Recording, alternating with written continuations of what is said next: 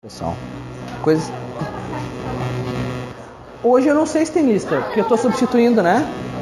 Hoje eu estou substituindo. Hoje era aula do Osli. Ontem a chamada é o TAC. Ontem a chamada é o TAC. Quem entregou o TAC, tanto hoje quanto ontem, a chamada é a mesma. Então vamos começar, pessoal, para gente terminar essas aqui, para ter mais matéria para a prova. Esse é o objetivo. Ó, outro estudo esse monte de matéria, daqui a pouco quem garante que o Mickey que está ali não é um de vocês que não quer estudar amanhã.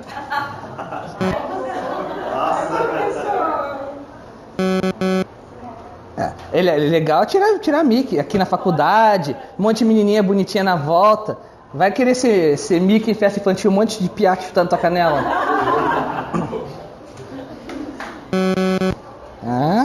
Não é um trabalho fácil ser animador de festa infantil. Vai lá, a criança chuta tua canela, a criança fica te empurrando. E se a criança chuta tua canela, você vai fazer o quê? Não vai fazer nada. Calor do cão, aquela roupa toda acolchoada. Verão de Foz. Perto da barranca do rio ali, fazendo 45 graus, e tu lá de Mickey, de Pato Donald. Melhor de todas as que fazem de Frozen, né? Pelo menos não tem um acolchoado. Pessoal, anota aí, procedimento da demarcatória.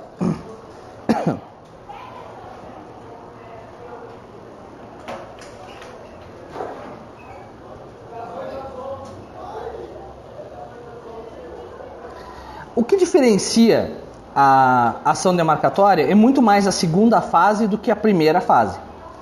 A primeira fase, os requisitos, sempre começando, né? Petição inicial, 319 mais 320, mais os requisitos do artigo 574 do CPC. 319 mais 320, isso tem que ter em todas. Qualquer petição inicial está ali. O que o procedimento especial faz é acrescentar alguma coisa ou retirar alguma coisa quando for o caso. Lá no âmbito do juizado especial civil, a gente vê que a petição inicial ela tem uma simplicidade maior. O juiz que interpreta a petição inicial no juizado especial civil, ele deve interpretar com uma tolerância maior que o juiz de uma vara civil, pelo fato de que no juizado a parte pode postular diretamente. Então, a parte pode ir na triagem fazer a reclamação, ou ela pode apresentar a petição, e nem sempre a petição vai ser apresentada dentro de uma técnica correta. Então, as duas são o procedimento juizado é um procedimento especial que a gente vai estudar. Não está no Código de Processo Civil, mas eu estou preparando a aula de juizado, porque eu acho que é muito mais importante para vocês estudarem juizado especial civil, que vocês vão trabalhar a vida toda, do que, por exemplo, estudar muito alongadamente ação de dissolução parcial de sociedade. Eu tenho 20 anos e eu me deparei com 3 dissoluções parciais de sociedade. 2 como advogado, uma como juiz, 2 como advogado. Estou tendo trabalho. Tranquilo. Então é muito mais provável que vocês usem, é melhor que vocês saibam bem o juizado para uma formação a longo prazo do que saber muito bem a ação de dissolução, vocês vão usar muito menos, né? Então, muito melhor ter uma aula mais profunda com o juizado do que propriamente 574. Isso.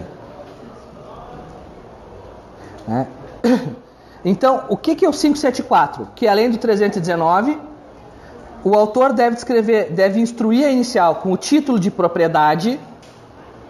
Por isso que eu falei que o autor, o legitimado ativo, é o proprietário e não o possuidor. Ele deve instruir com o título de propriedade,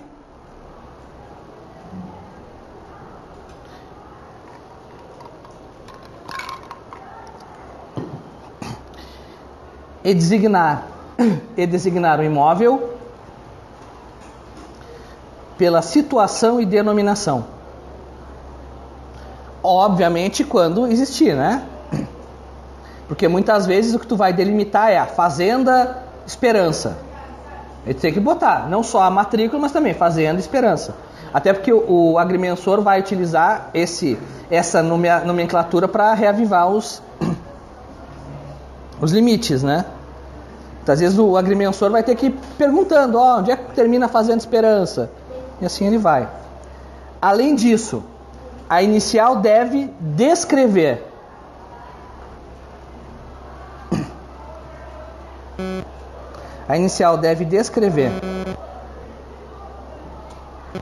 os limites que pretende. Constituir, aviventar.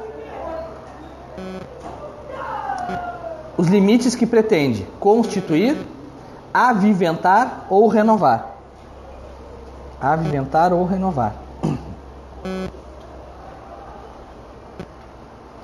Bem como indicar, e eu quero que vocês marquem isso embaixo, todos os confinantes. Bem como indicar todos os confinantes da linha demarcada, né? Isso quer dizer o quê? Eu quero demarcar essa área aqui, ó. Eu estou com dúvida em relação a isso aqui. Quais confinantes eu tenho que citar?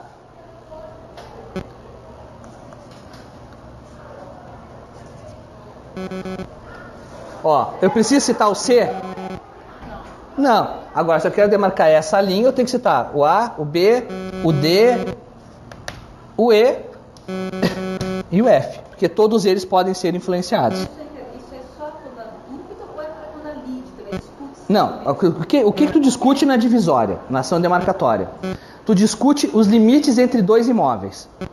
Ou tu discute até onde vão esses limites, quando eles não existem. Ou tu discute buscar aviventar. Ou seja, tu tem os limites, tu fez há muito tempo atrás os marcos, os rumos, e esses rumos se perderam no tempo.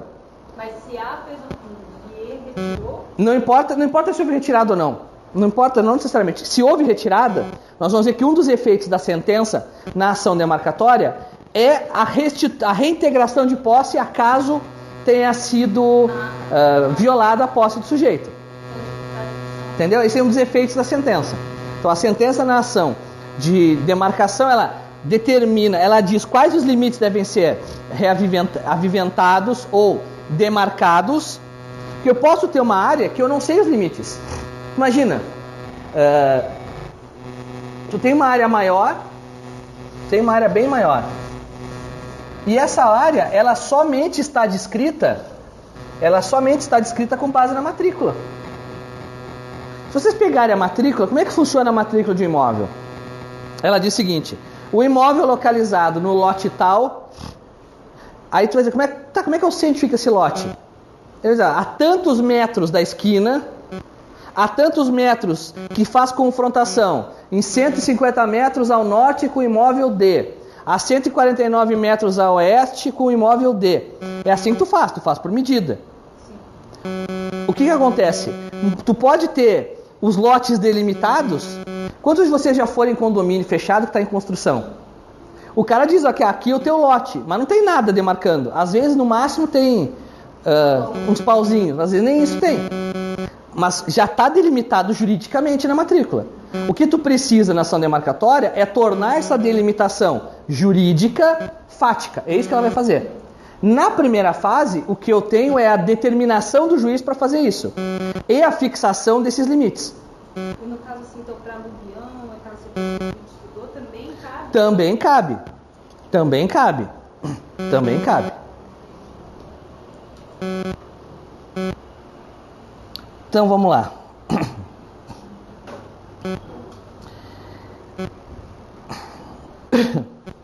Uma questão interessante no procedimento é a ação demarcatória promovida por condômino.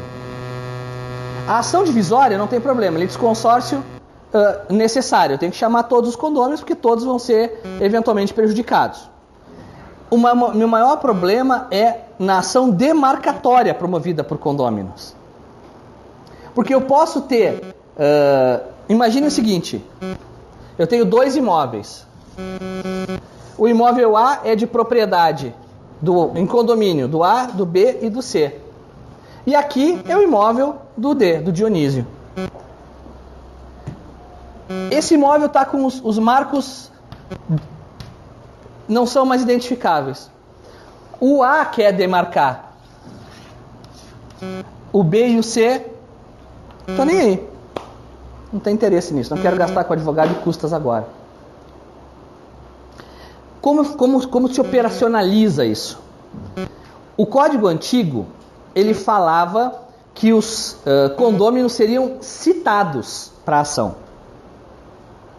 Ou seja, ele daria a entender que eu teria um litisconsórcio necessário e unitário. Porque se fala que seriam todos citados, é litisconsórcio necessário. Como todos estarão sujeitos aos efeitos da sentença, é unitário. Só que o novo Código de Processo Civil, ele resolveu o problema, e ele diz que, em havendo ação demarcatória, na demarcatória, promovida por somente um dos condôminos, os demais serão intimados. Eles serão intimados.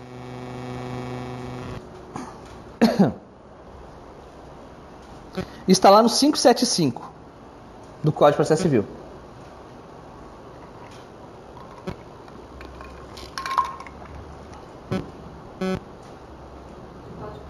Do Código de Processo Civil.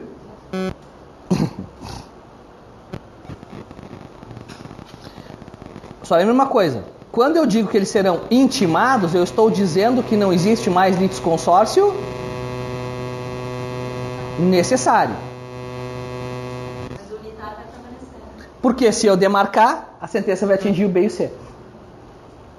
O que eu estou falando é que eu não preciso mais citá-los. Porque o que acontecia? Acontecia uma coisa estranha. Porque como a doutrina brasileira sempre rejeitou a figura do litisconsórcio ativo necessário, com base no argumento de que eu não posso obrigar ninguém a litigar, como é que eu vou obrigar alguém a processar outra pessoa se essa pessoa não quer? Se passou a entender que quando fosse caso de litisconsórcio ativo necessário, aqueles que não quisessem participar da demanda seriam citados como réu. Como réus. E aí, pensa bem, o cara não quer participar como autor, aí tu obriga ele a participar como réu, impondo a ele o ônus da sucumbência. O cara já não quis se meter na história. Então, o que o novo código resolve o problema? Ele diz o seguinte, olha, o A entrou com a ação demarcatória. O que o A vai fazer em relação ao B e o C? Intima. Intimando, eles têm quais condutas possíveis? Eles entram no processo como assistentes do A, certo? E vão dizer, olha, eu estou assistindo a, nesse caso, assistência, que tipo de assistência? Litisconsorcial, e vão ser tratados como autores. Ou eles entram como assistentes do réu. Ou eles simplesmente não fazem nada. Mas, em qualquer das hipóteses, os efeitos da sentença vão atingi-los. Por quê? Porque a questão do litisconsórcio necessário, do litisconsórcio unitário, não é uma questão de direito processual, é uma questão de direito material. É o direito material que é indivisível. Então eu não tenho como não atingir, porque o direito material envolvido é indivisível. Eu não tenho como dizer, olha, demarquei, fiz os novos limites, mas vale só para o B, só para o A. O B e o C pode continuar usando como os limites fossem os antigos. E quando eu falo em reavivar limites ou estabelecer limites, fica mais clara ainda a natureza dúplice. Porque eu posso chegar e dizer, olha, os limites são essa linha aqui. E o juiz, quando der a sentença, entender que não, os limites são essa linha aqui. E se o A está ocupando essa área aqui que o juiz disse que deve ser delimitada, o juiz vai mandar que ele saia dali. Ou seja, ele vai entregar o bem da vida indistintamente a qualquer das partes. Então agora, o litisconsórcio entre condôminos na ação demarcatória é litisconsórcio facultativo. É facultativo e unitário. É que o código anterior, o novo código, as novas gerações não sofrerão o que as gerações anteriores sofreram. O código antigo dava a entender que todo litisconsórcio necessário era unitário. E não necessariamente eu posso ter litisconsórcio necessário que não seja unitário. Exemplo, ação demarcatória. Eu não tenho que chamar todos os confinantes? Tenho. E a sentença será a mesma para todos os confinantes? Não. Eu não posso chegar e dizer o seguinte, olha, confinante A, aqui ó, essa sentença que diz que o limite é aqui, atingiu esse confinante aqui, não atingiu? Mas e se o juiz disser o seguinte, que o limite é esse aqui, atingiu ele? Mas atingiu esse? Atingiu esse aqui? Não. Entende o que eu falo? É um litisconsórcio necessário, porque eu tenho que integrar todos a relação jurídico-processual. Mas não é unitário, porque o resultado final da sentença pode atingir ou não. Aqui eu tenho uma hipótese de litisconsórcio facultativo unitário. Porque eu não sou obrigado a integrar na relação jurídico-processual todos os condôminos. Mas a sentença vai produzir efeitos em relação a todos. Ou seja, a natureza unitária do litisconsórcio não tem a ver com o processo, mas sim com o direito material. É unitário porque essa relação jurídica é indivisível. É a hipótese do litisconsórcio facultativo unitário lá da anulação de ato de sociedade anônima. Quem é que pode entrar? Qualquer acionista. Precisa chamar todos os acionistas? Não. Quem é que será prejudicado ou beneficiado pela sentença? Todos. Então, é sempre lembrar isso. Nem todo litisconsórcio necessário é unitário. E nem todo litisconsórcio unitário é necessário.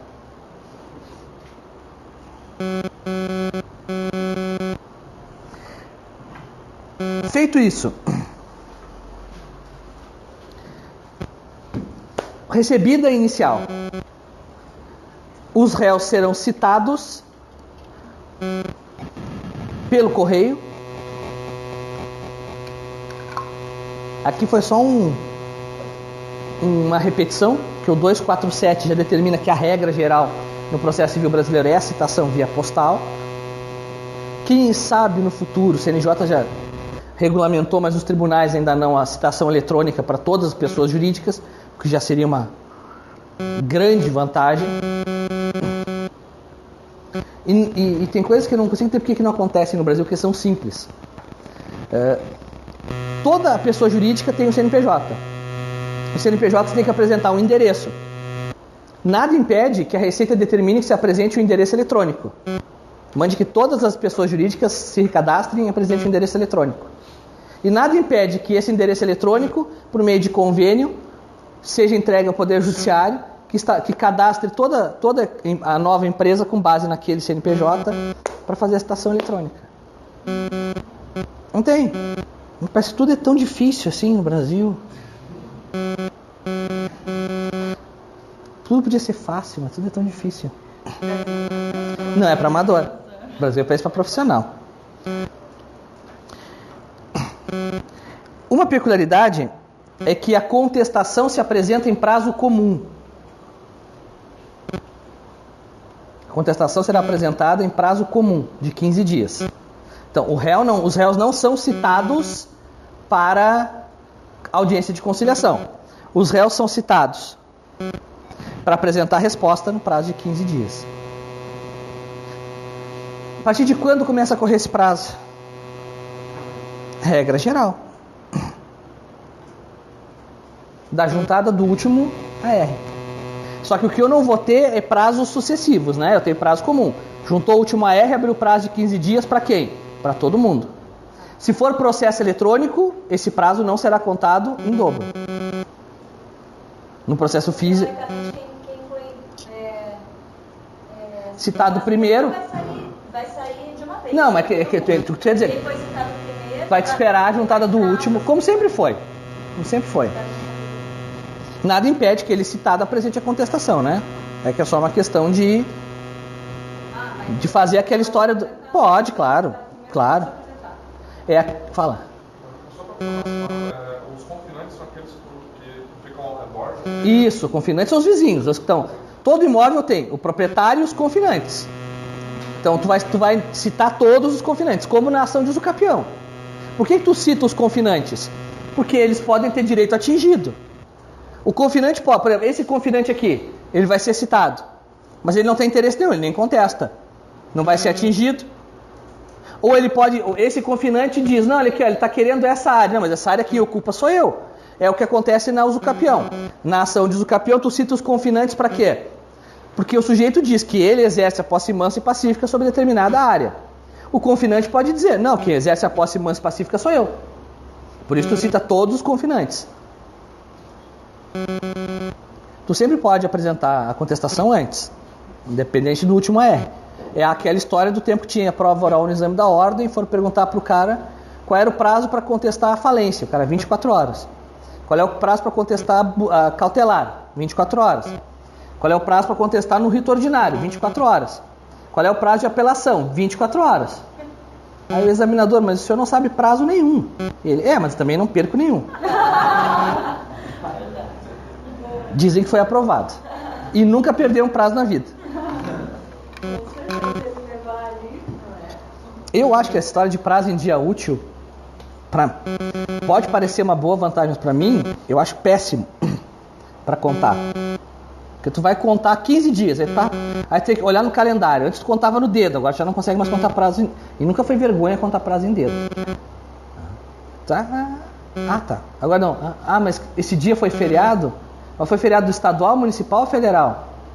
Esse dia, mas foi feriado do fórum, porque tem uns feriados que são só do fórum. Tipo, dia de inauguração da comarca, de instalação da comarca, é feriado no fórum. Só no fórum. Só no fórum. Morre o escrivão. Feriado só no fórum. Como a entrância inicial, né? Só tem um escrivão. Então, não é feriado, né? Suspensão de expediente. Então, o cara tem que estar controlando isso. Então, eu preferia contar prazo. Eu, se fosse advogado, contava tudo em 15 dias. Tudo em dia corrido. Mais fácil. No final, não fazia diferença. Tranquilo. Após a contestação, o processo segue o quê? Rito comum ordinário. Não vai ter peculiaridade alguma na primeira fase.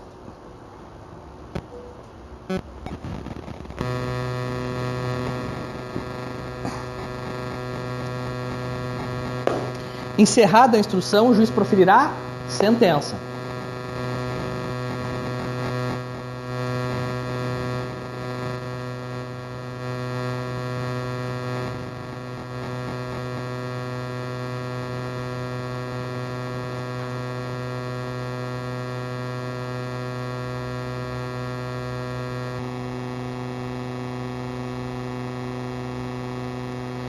A sentença na ação demarcatória, ela tem dois efeitos. Ela declara a necessidade de realizar-se a demarcação,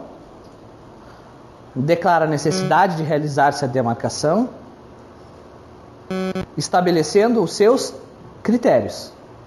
É a sentença que estabelece os critérios. Quais são os critérios? A matrícula do imóvel.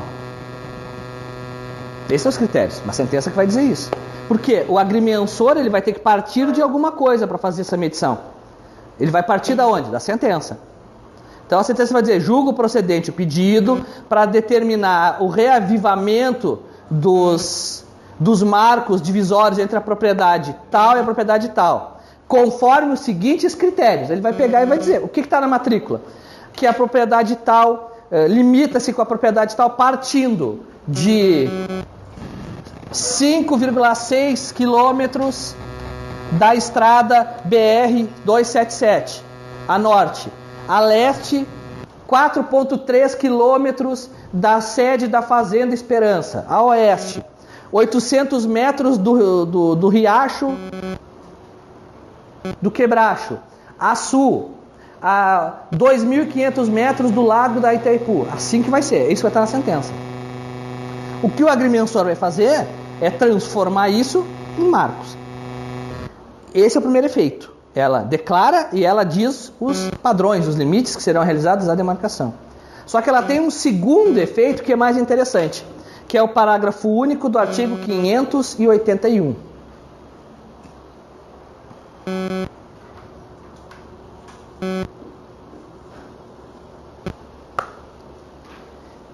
Que é o efeito de que a sentença da primeira fase, obviamente, né? Determinará a restituição da área invadida. A restituição da área invadida, coloque entre parênteses, se houver,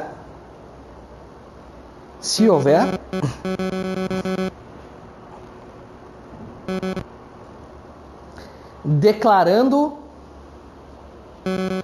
o domínio ou a posse do prejudicado. O domínio ou a posse do prejudicado.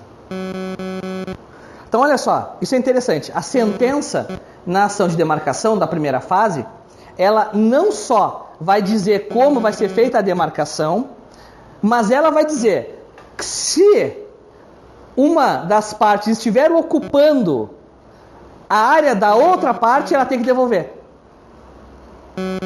E aí fica bem claro a natureza dúplice, né?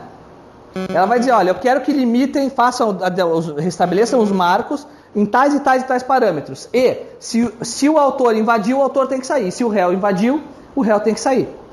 Então ela tem, além dessa eficácia declaratória, ela tem uma eficácia executiva lato sensu. Ela acaba servindo como o quê, praticamente? Se ela manda restituir a posse? Como uma ação possessória. Por que ela não é uma ação possessória? Porque ela é baseada na propriedade? Por isso. Por isso que ela não está nas ações possessórias, ela está separada. O procedimento dela tutela a posse, mas tutela a posse de uma forma indireta, como reflexo da propriedade.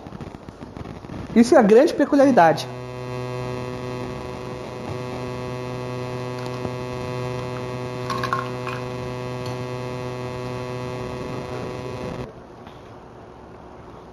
Oi? Pois o objeto dela é a propriedade.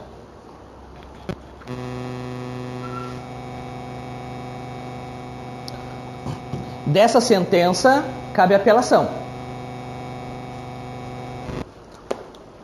Dessa sentença cabe apelação.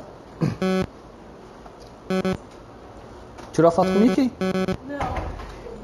Perdeu. Recebida no duplo efeito. Essa apelação é no duplo efeito, a primeira fase.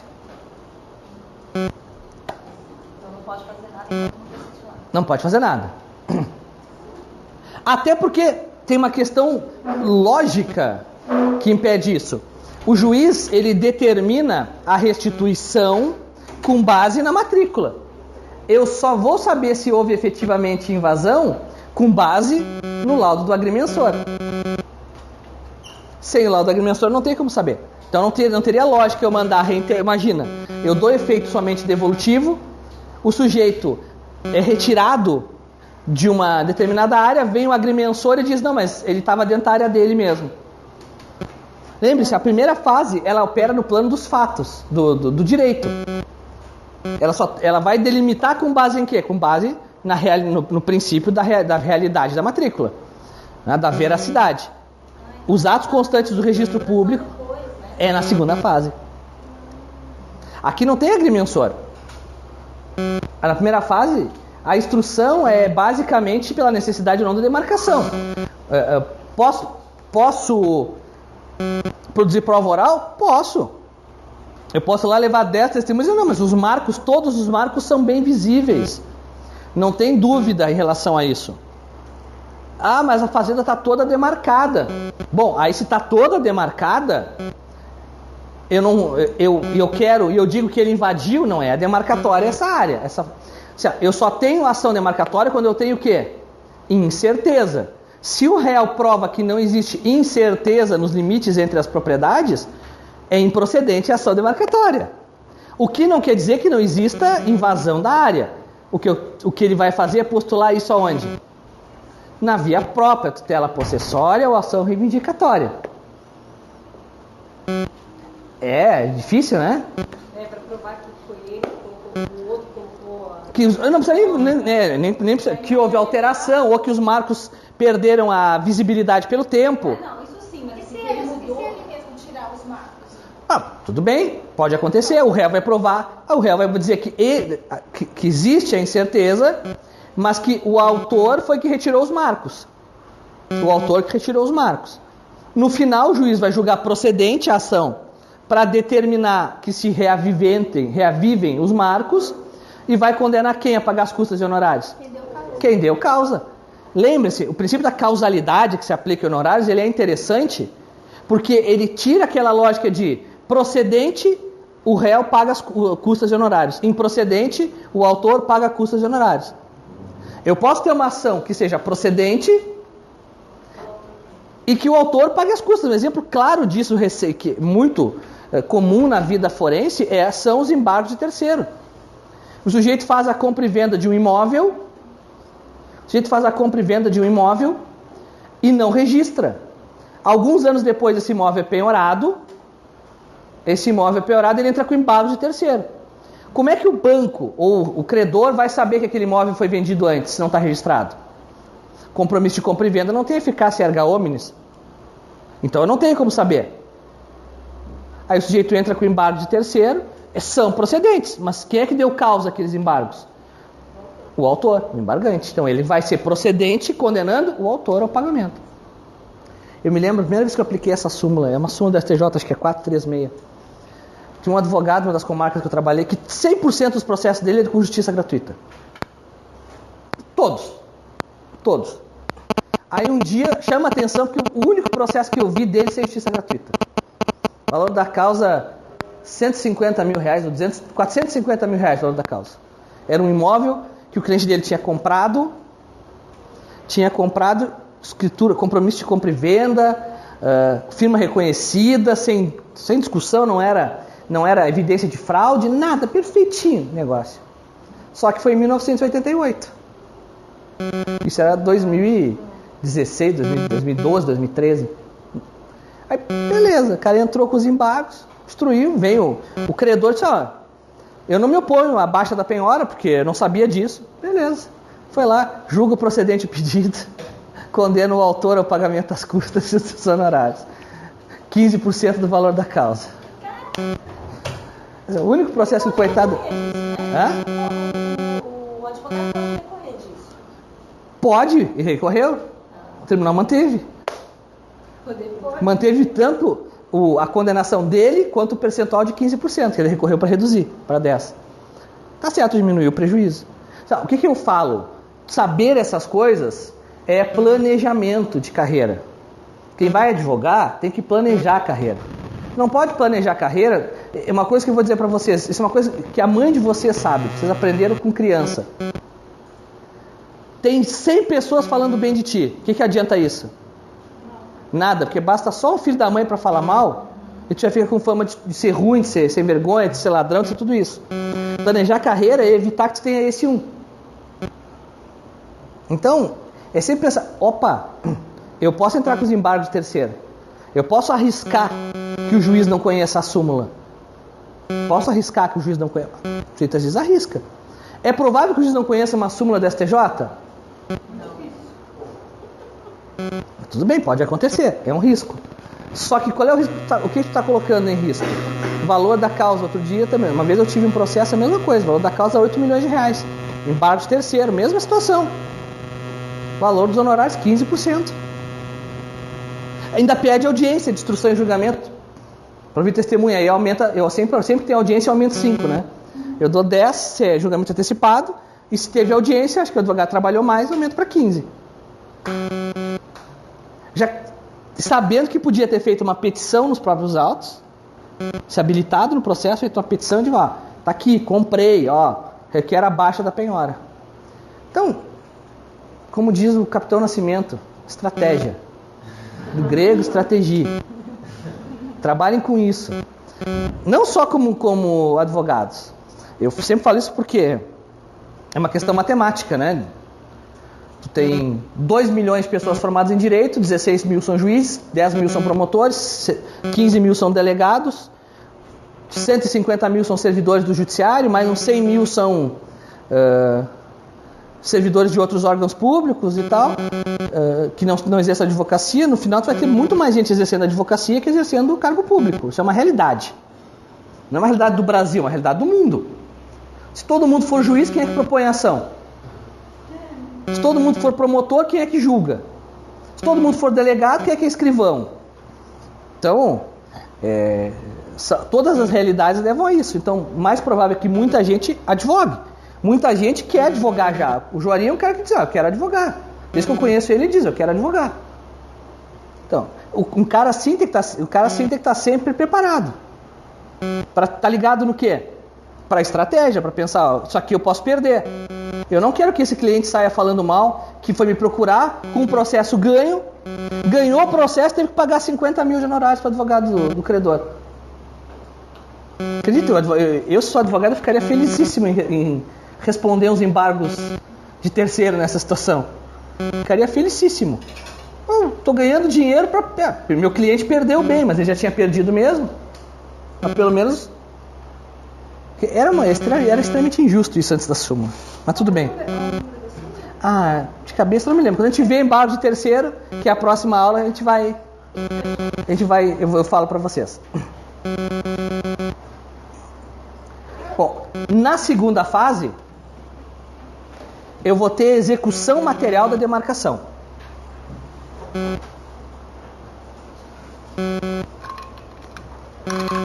Eu vou ter execução material da demarcação com a colocação dos marcos necessários. Artigo 582.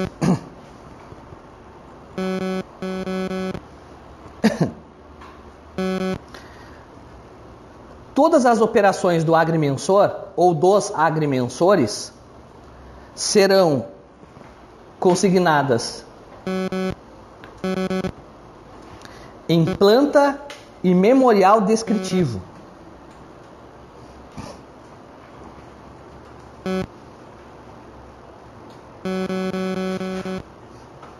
Então, como é que funciona? Vem a segunda fase e vai fazer uma perícia. Quem é que vai fazer essa perícia? Um perito específico, o agrimensor. Nunca viram aquele sujeito que fica com uma lunetinha, aí vai um outro com uma plaquinha, fica marcando ali? Isso é agrimensor. Qual que é a diferença da topografia? Topografia mede, considera também o relevo. O agrimensor ele mede sempre em linha reta. Esse negocinho que ele usa é exatamente o mesmo que os romanos usavam há 2000 anos atrás para fazer estrada. Mesmo princípio. Óbvio que o equipamento dos romanos era mais simples, né? Esse é mais preciso, mas o princípio era o mesmo. Os romanos conseguiam fazer um aqueduto de 50 quilômetros com um desvio de 2 centímetros. Se tu puxasse uma linha reta, no final a linha reta teria desviado 2 centímetros. No máximo. E faziam estradas com o mesmo princípio. Hoje, esse conceito de estrada que a gente tem, asfaltada, coberta, reta, é um conceito romano. Não existia antes. Antes as pessoas andavam por trilha dentro da selva. A ideia de pegar e fazer uma linha reta é romana. Então o agrimensor, essa ideia de criar uma linha reta, conseguir tirar uma linha reta Porque qual é o problema? Tu tirar uma linha reta no oceano é uma barbada, porque o oceano ele é plano. Agora vai tirar uma linha reta quando tem montanha, relevo. Então por isso que o agrimensor ele vai medindo dentro do relevo, né? Então, por isso que ele vai medindo de ponto em ponto. Por isso que tem aqueles caminhos que levam a Roma? Sim, porque todas as estradas levavam a Roma, tudo saía de Roma. Aquilo era uma literalidade. A malha de estrada romana era 11 mil quilômetros, uma coisa assim na Europa. Tu podia ir por estrada coberta, né? Pavimentada de Roma até Londres. Pavimentada? Pavimentada. Pedra. Sério? Pra ter uma ideia de Roma, assim, eu não vou te dar o número exato, porque eu não me lembro o número. Mas hoje, vou te dar um número aproximado, não é o número exato. Hoje, a mortalidade de um exército moderno, como o exército americano, é de 1 para cada 25. Então, se o exército americano entra em guerra com o país, para cada soldado americano que morrem 25 soldados inimigos. Isso hoje. Com mira laser, infravermelho, colete à prova de bala, AR-15 e tudo. Em Roma era 1 para cada 45. Em cada batalha, para cada soldado romano que morria, morriam 45 soldados inimigos. Mais eficiência. Claro, é que também tu tem outro fator. Né? Eles tinham uma eficiência, eles tinham uma eficiência militar muito grande, e tinha o fator de que Roma era um exército profissional que lutava contra quase todos os inimigos como um exército de conscritos, né? Então essa era a grande diferença. Então era muito diferença ter o cara que era treinado como soldado desde os 18 anos, estava com 30 anos, com 12 anos de vida militar, e tu pegar um menino de 12 anos, 13 anos, que foi tirado da força da família, dado uma espada para ele dizer, vai lutar com Roma. Então essa era a grande vantagem do exército romano. Gente, tem coisas que a gente usa de Roma que até hoje a gente não vê. Nunca ouviram falar a expressão caserna? O clima não está bom na caserna, para se referir a quartel. Caserna era o nome da barraca do soldado romano. A gente usa até hoje, para se referir a sinônimo de quartel. Bom, concluída a perícia,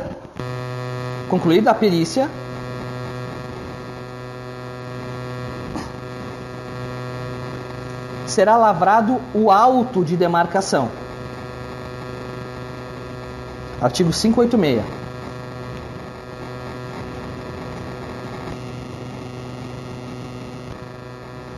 Artigo 586.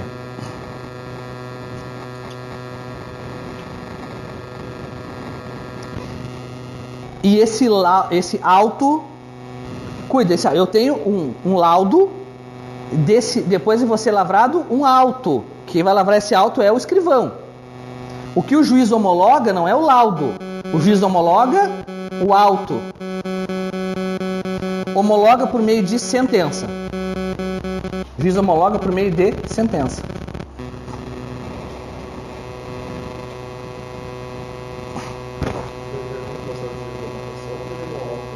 Não, termina com o processo de demarcação, termina com a sentença homologatória do auto.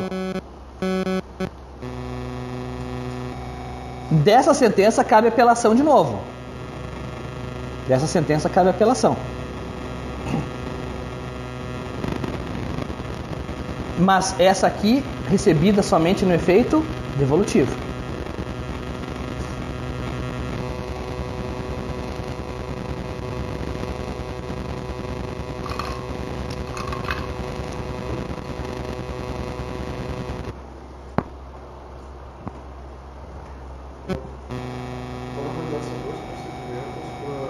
É que um é declaratório, que é a primeira fase. O segundo, a sentença é meramente homologatória, porque o juiz não tem como decidir, porque quem vai criar, quem vai estabelecer é a prova técnica, o agrimensor, certo? O que o juiz vai fazer é homologar. Homologado, homologa por sentença também, para ter eficácia de coisa julgada. Aquele auto passa a ser o novo marco divisório. É com base nele que vai se executar, com base no auto. Porque o que o código fala? Que quando os agrimensores forem fazer as novas medidas, eles já vão deixando os marcos. O agrimensor já vai deixar novos marcos ali. Então é com base naquilo ali que vai se orientar. A ação divisória tem um procedimento muito parecido.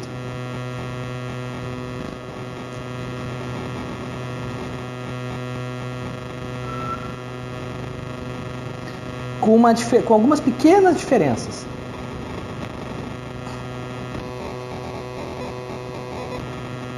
Que é a obrigatoriedade da petição inicial,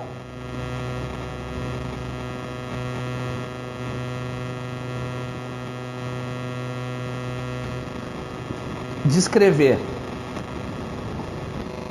a origem do condomínio,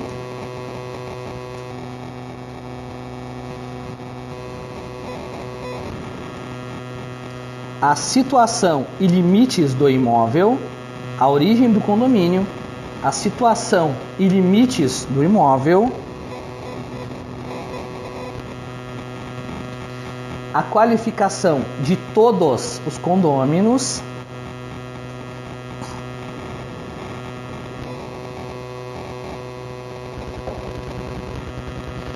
e as especificações do imóvel e suas benfeitorias. As especificações do imóvel e de suas benfeitorias.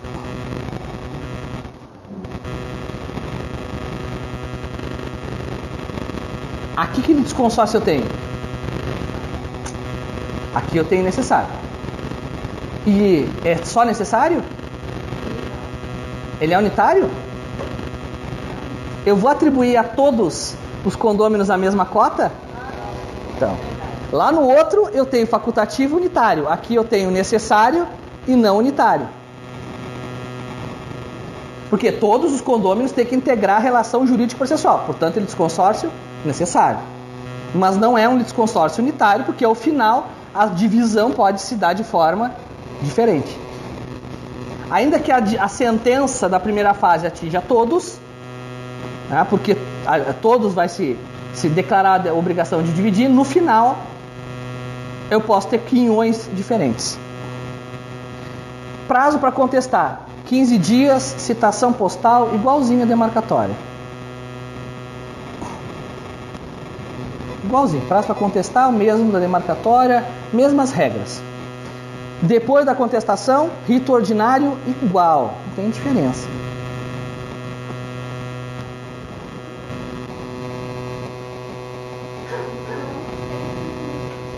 No final vai ser proferida a sentença igualzinha. O que a sentença vai fazer?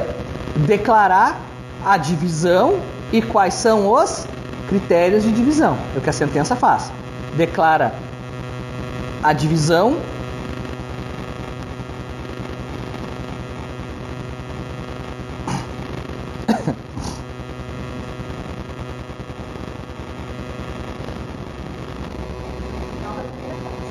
Isso. Na primeira fase. Vê que aqui não vai se aplicar o 581 primeira parte. Aqui o código não vai dizer que eu vou reintegrar. Aqui eu só vou dividir. Cada condômino depois que vai buscar a sua área como quiser. Até porque ninguém invadiu, ninguém tem como ter invadido nada, porque até o momento a posse é pró-indiviso. Todos exercem a posse de forma comum. Na segunda fase,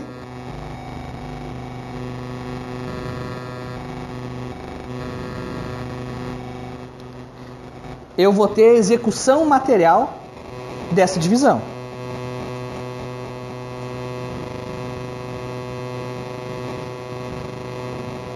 Isso, que vai levar em conta dois critérios. Essa divisão vai levar em conta dois critérios.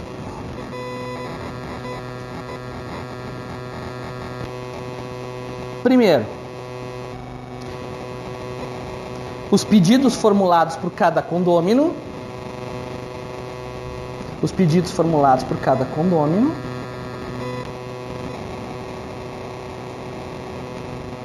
E segundo, os elementos fornecidos pelos peritos.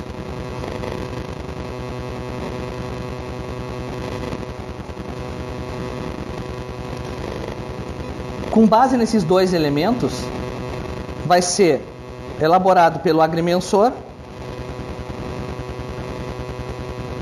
memorial descritivo.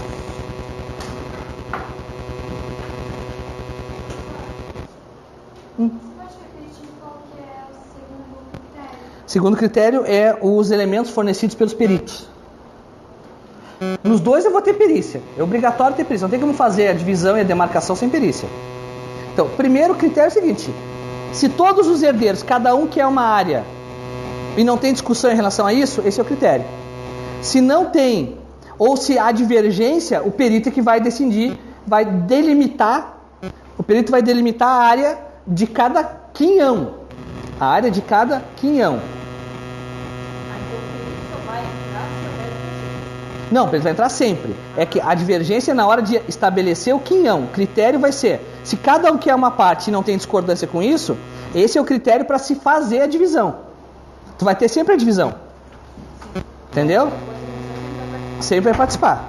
Uma área um pouco maior, vamos supor assim, um sítio onde tem 3 condôminos e um quer a área que fica próxima de um rio. O juiz vai decidir. O juiz vai decidir. Qual o critério? Os critérios tem que ver como se formou esse condomínio. Tem que ver como se formou o condomínio. Por isso que eu preciso da origem do condomínio já na inicial. Se não tiver, porque o próprio Código Civil fala os critérios. O Código, quando fala da dissolução de condomínio, da divisão, ele estabelece os critérios. Eu vou seguir esses critérios. Elaborada a planta. Tá. Memorial descritivo. Memorial descritivo. Depois que as partes se manifestarem pelo memorial descritivo, sobre o memorial descritivo, vai ser lavrado o auto de divisão.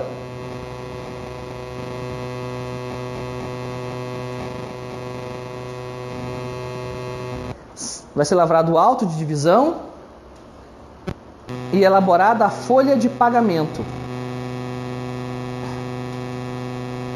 O auto de divisão e a folha de pagamento de cada herdeiro.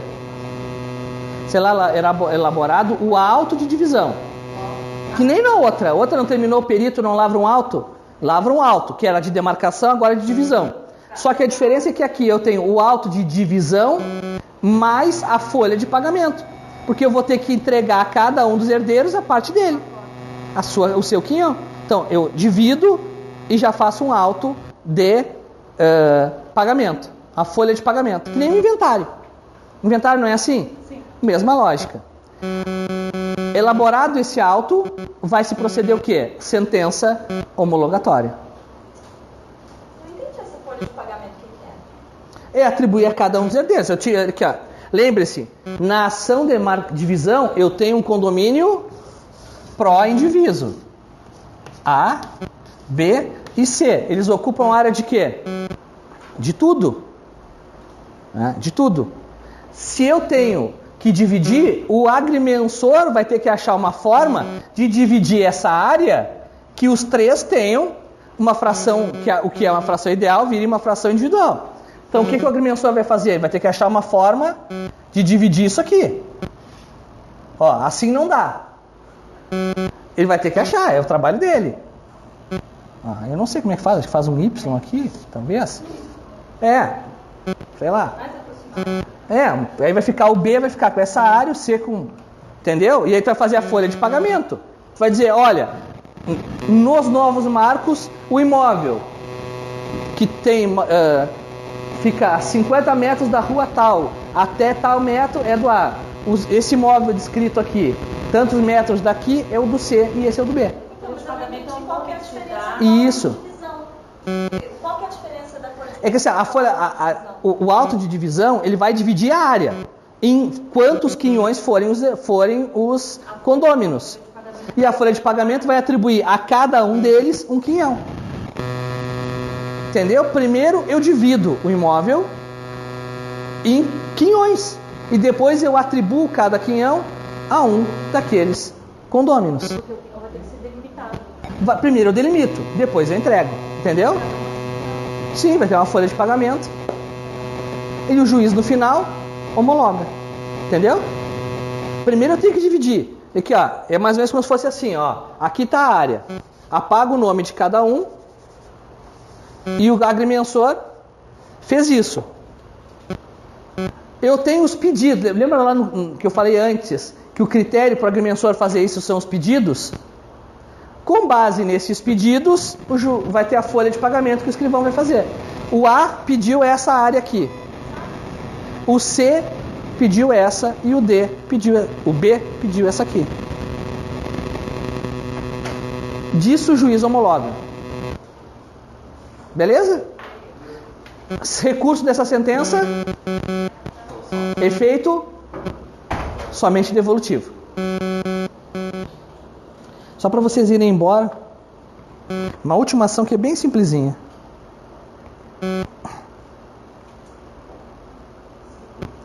Que é a ação de dissolução. Antes de irem, só uma questão para vocês. Qual é a diferença da ação de dissolução de condomínio para a ação de divisão de condomínio? Exatamente. Que é dividir o quinhão de cada um. Então, se eu não tenho como fazer essa cômoda divisão, porque assim, eu tenho imóveis que eu posso fazer a cômoda divisão. Aí eu vou usar a ação divisória. Só que eu tenho imóveis que eu não tenho a possibilidade de fazer cômoda divisão. Eu tenho leis de zoneamento urbano que limitam o tamanho do imóvel. Então, em Foz do Iguaçu, um imóvel tem que ter no mínimo 15 metros de frente e 30 de fundo no mínimo. Se eu tenho este imóvel dividido por 3 herdeiros, eu tenho como fazer uma ação divisória? Não, eu tenho que dissolver o condomínio. Como é que eu dissolvo o condomínio? Eu ofereço aos demais condôminos, se algum adquire, a cota parte dos outros, se não, leilão. Depois da ação de divisão, o imóvel continua sendo um só, né? Não necessariamente. Eu posso, cada um vai ter que registrar o seu quinhão. Tu vai ter, por isso que tu só vai poder fazer a divisória quando couber a divisão. Tu vai levar em conta o agrimensor também as normas de zoneamento urbano e rural. Se tu não pode dividir o imóvel, é impossível a demanda.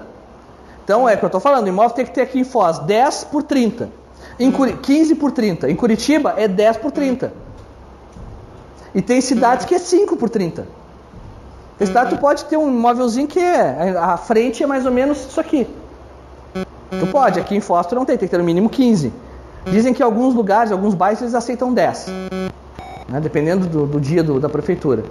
Nesses casos que não cabe cômoda divisão, tu dissolve o condomínio. Quando cabe, o que tu vai fazer é dividir. Aí eu vou ter a matrícula do C, a matrícula do A e a matrícula do B.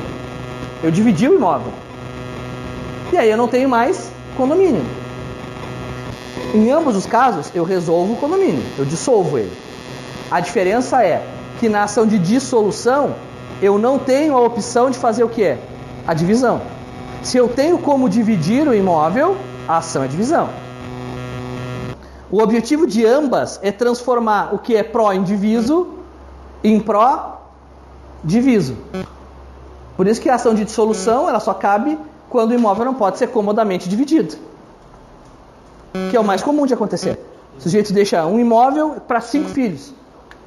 Eu tenho uma ação de dissolução de condomínio para julgar que são 5 filhos. Uma não quer, uma quer vender. Só que 4 moram na área. Mas se fosse fácil tu convencer as pessoas da obviedade de que o melhor é eles se acertarem e eles comprarem a parte dele, daqui quer vender, mas não. Porque aí irmão briga, e briga de irmão é a pior coisa que tem. Aí os sujeitos estão lá brigando, e na verdade eles estão um pouco ligando pro condomínio.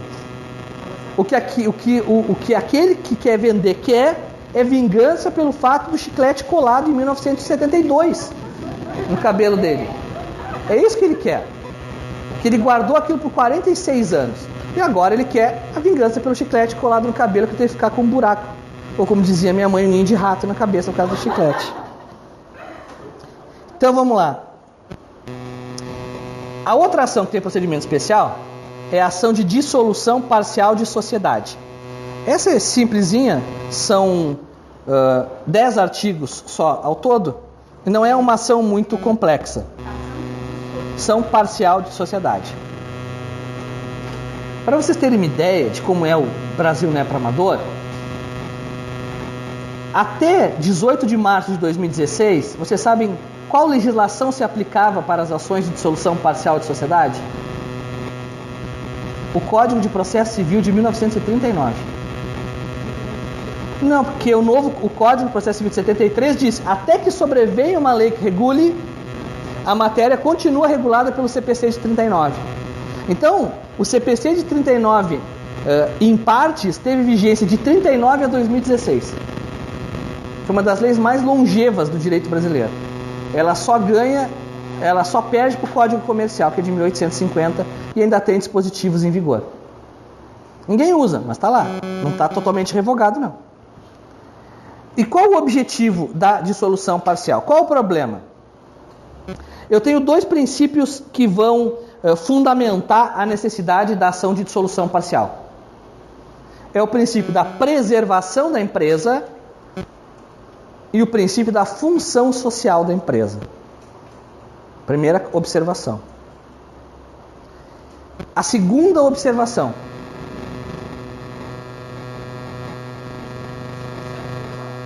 função social e da preservação da empresa.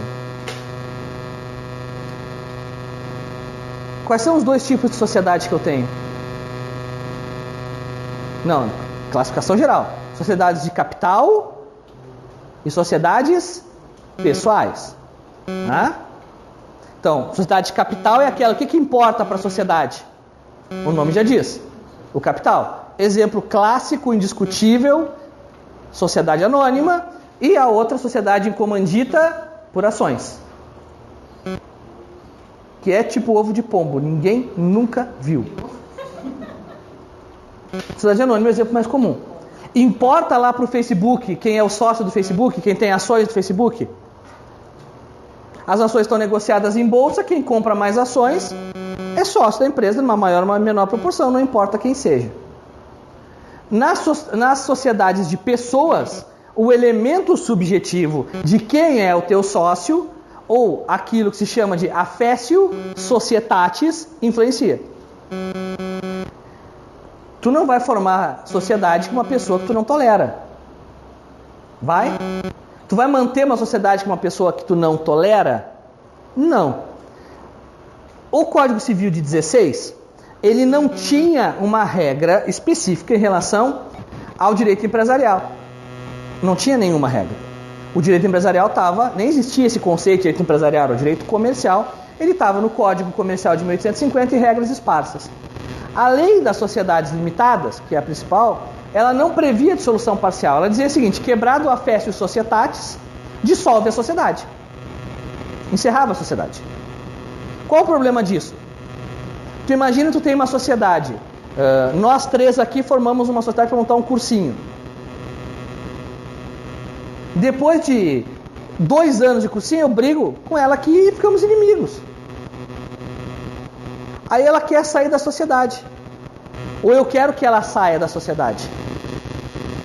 Como é que funcionava no sistema antigo? Dissolvia, resolvia a sociedade. E aí demitia todos os funcionários, dissolvia os contratos, resolvia o contrato. Se passou a dizer que essa era uma regra muito dura, e se passou a admitir a dissolução parcial da sociedade. É isso que essa ação fala. Eu vou resolver o contrato em relação a um ou alguns dos sócios nas sociedades de pessoas. Isso não se aplica às sociedades de capital. Sociedade anônima e sociedade comandita por ações. Porque nessas o que importa é o capital e não a pessoa. Por isso que não tem lógica. Se morre um dos sócios de uma sociedade anônima, o que acontece com a sociedade? Ela nada. As ações passam para os filhos. E os filhos continuam como, o espólio continua como sócio. Então, só para vocês entenderem. Qual é o âmbito de aplicação da ação, da dissolução parcial? É a resolução parcial da sociedade. É a resolução parcial da sociedade em relação a um ou mais sócios sem a sua extinção.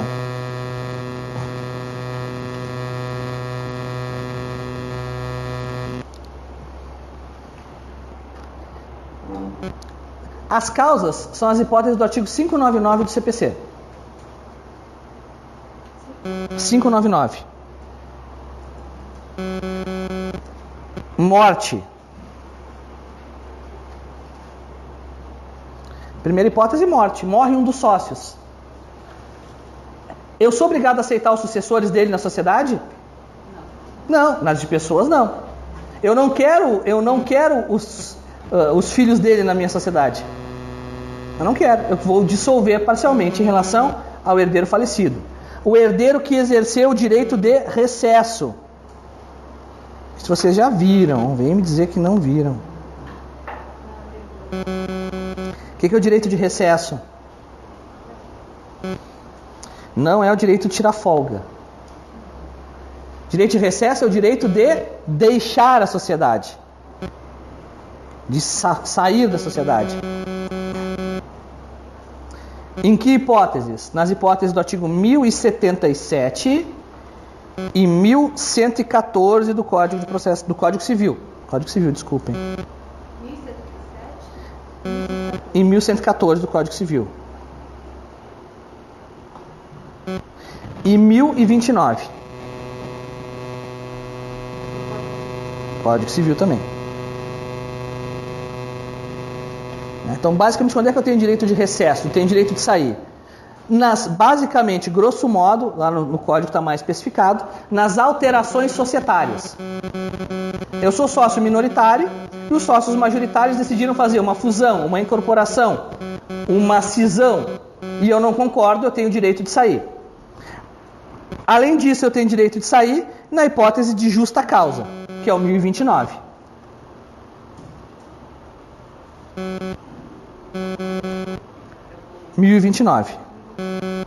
Que é a justa causa.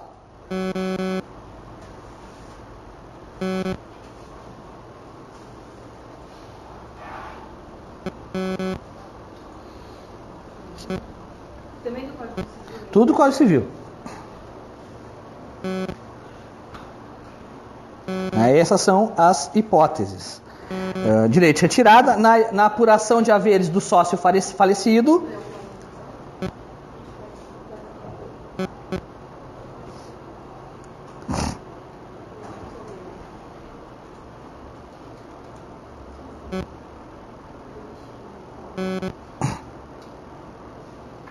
Essas são as hipóteses do artigo 599. Qual o procedimento dessa ação? Primeiro, competência. Coloquem aí, competência. Artigo 53. Artigo 53, inciso 3, a linha A do Código de Processo Civil. Foro da sede da sociedade. Foro da sede da sociedade.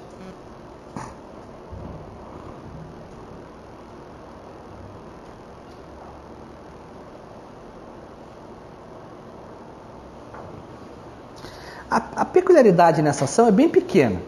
Na petição inicial, além do 319 mais 320, eu tenho que juntar o contrato social consolidado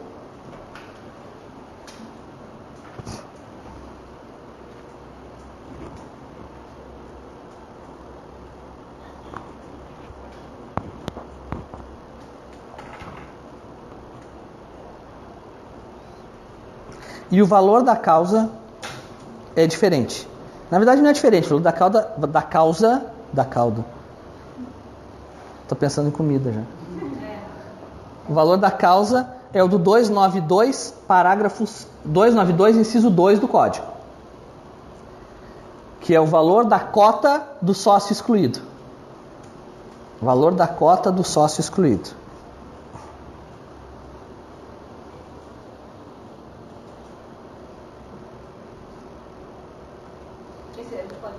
Do Código de Processo Civil. Quando eu só falar o número do artigo, é o CPC sempre. Se eu falar outra legislação, eu vou sempre referir que é. Se eu falo só artigo 125, CPC. Se eu falo 125 do Código Civil, eu vou falar que é o Código Civil. Os réus, eles não são citados para audiência de conciliação.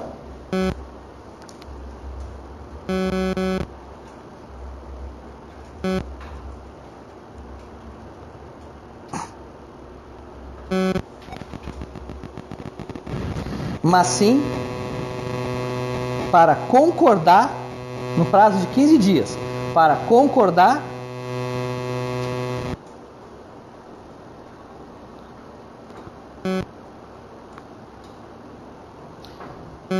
ou contestar. Se a gente silêncio, recusa tácita? É que na verdade, se ele não contestar, ele está concordando com a dissolução. Se ele concordar, é renúncia expressa. Se ele ficar revel, é concordância tácita. Porque ele é citado para concordar ou contestar. Se ele não contestou, ele concordou.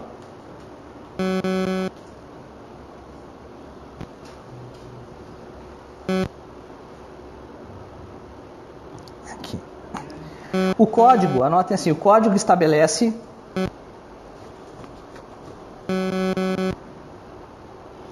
litisconsórcio necessário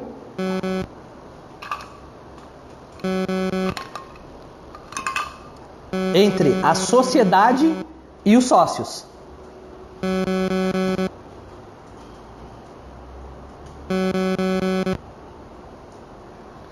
Entre a sociedade e os sócios. Artigo 601.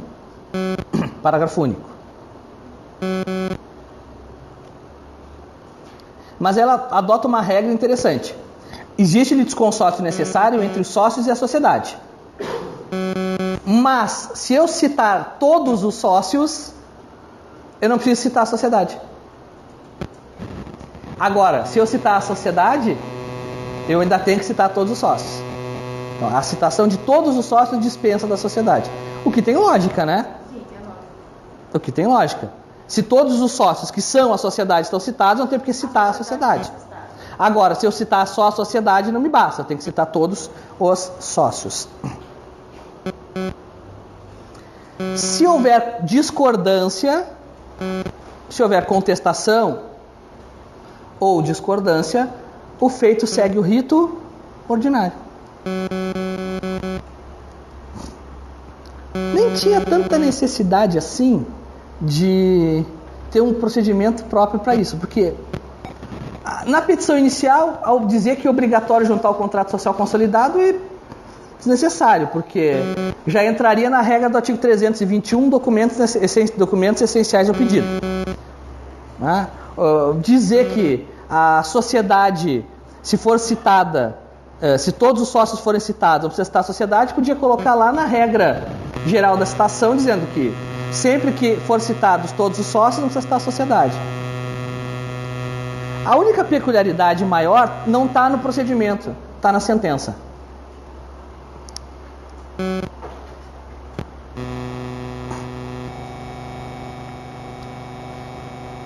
Que a sentença que determinar a extinção parcial, é isso, esse é o comando da sentença.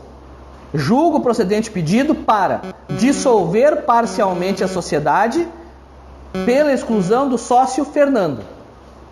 Esse é o comando da sentença. Trata-se de uma sentença, portanto, de natureza, o que é? Constitutiva, negativa. Ela encerra uma relação jurídica. Só que além disso, aí vocês vão dizer, mas também não precisava de um procedimento especial para isso. Só que além disso, a sentença vai ter 3 comandos acessórios. Primeiro, ela fixa a data de resolução da sociedade.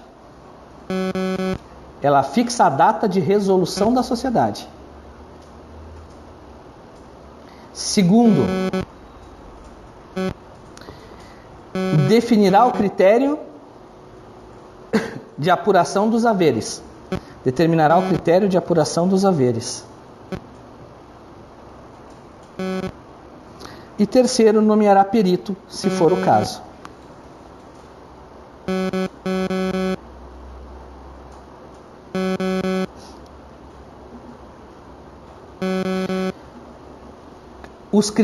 Coloque assim: o juiz definirá os critérios de apuração dos haveres.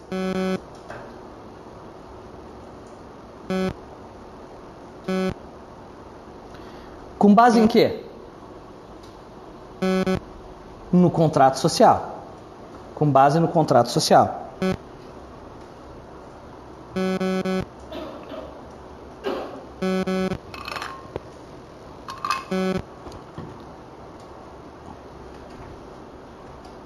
E na sua omissão, aplicará o artigo 606. E na sua omissão, aplicará o artigo 606.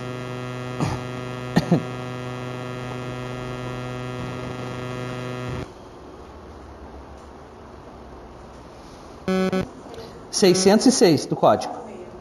606 do Código. Aí, se quiserem colocar entre parênteses, coloquem assim, 1031 do Código Civil. Que o 606 remete ao 1031 do Código Civil. Por que o juiz fixa a data de resolução da sociedade?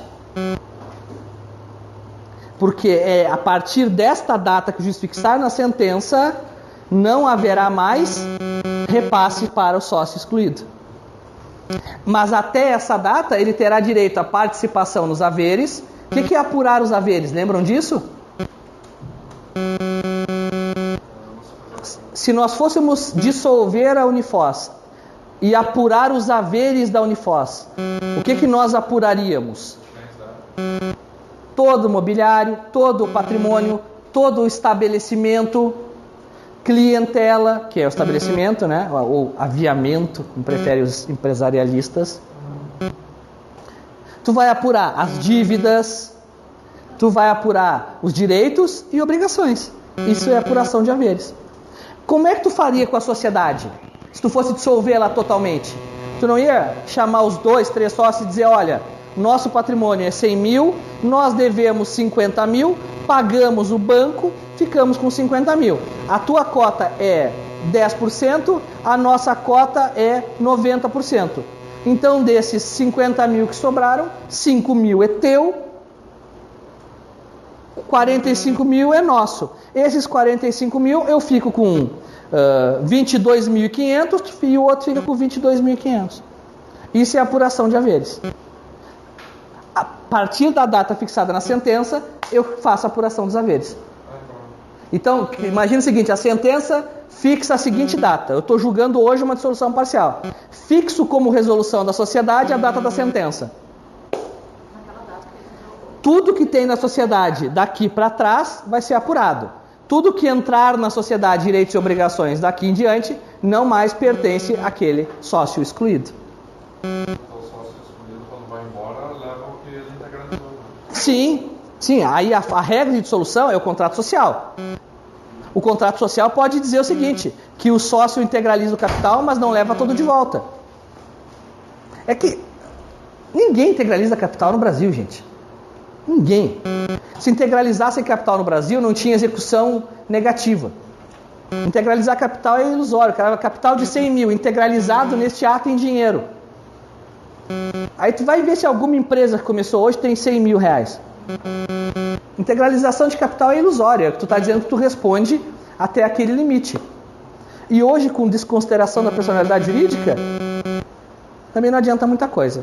Pessoal, aula que vem, nós iremos começar aquele procedimento que todo mundo gosta, todo mundo quer trabalhar e que todo mundo, que até agora vocês responderam perguntas para todos os tios e tias de vocês.